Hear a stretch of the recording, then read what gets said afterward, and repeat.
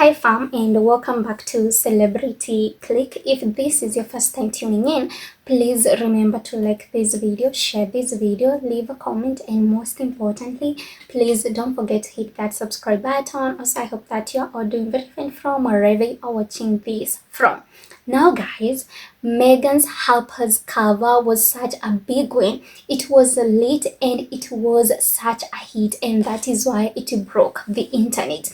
And guys, those photos, Meghan's photos were absolutely stunning, gorgeous and fabulous, to the point that people like Plum Sykes, that is Tom Sykes' sister, someone who has never ever praised Meghan the Duchess of Sussex, someone who has never ever said anything positive about Meghan the Duchess of Sussex, was praising Meghan the Duchess of Sussex, admitting that it was such a big score for Harper Bazaar to have Meghan the Duchess of Sussex on their cover.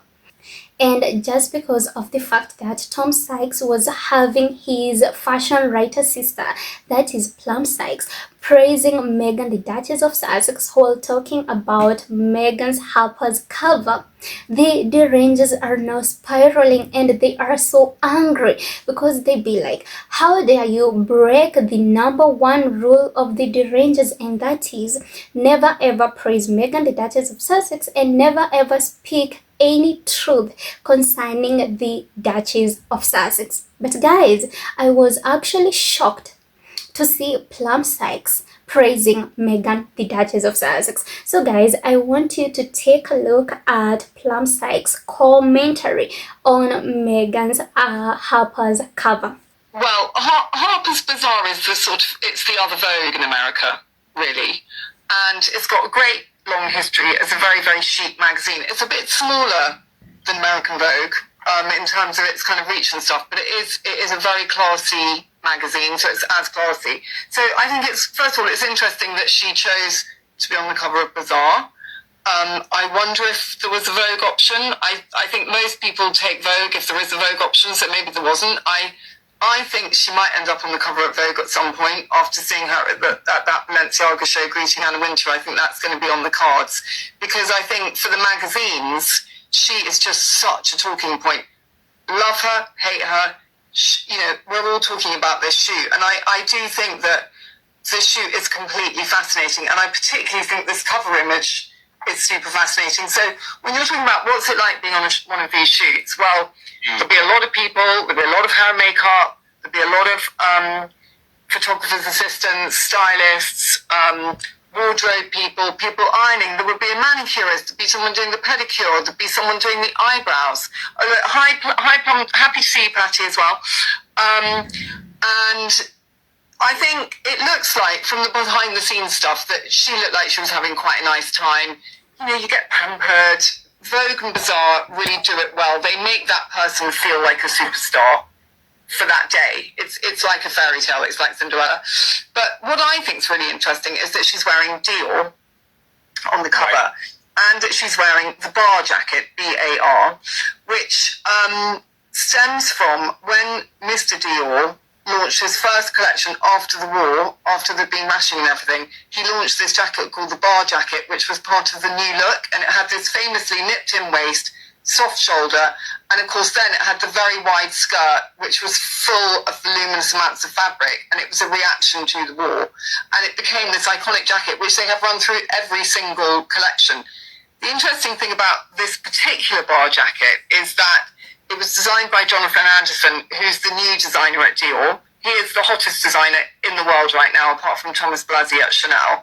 And this jacket would have been as hard to get for the cover as getting Meghan for the cover, because every single magazine would have wanted to photograph the new Jonathan Anderson interpretation of the bar jacket for their cover.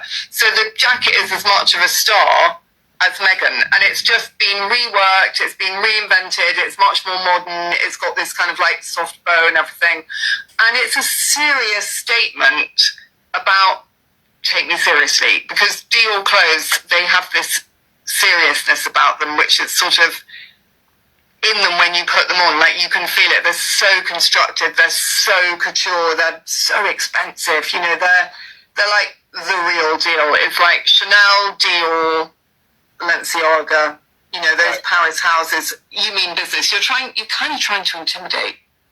Right. He showed up at a business meeting, you know. Yeah. So really, so there's competition to get the first view of a specific piece of clothing in a fashion magazine as much as getting the star as well. Yes, so getting an exclusive on Meghan for her show, which I'm assuming this is what it is.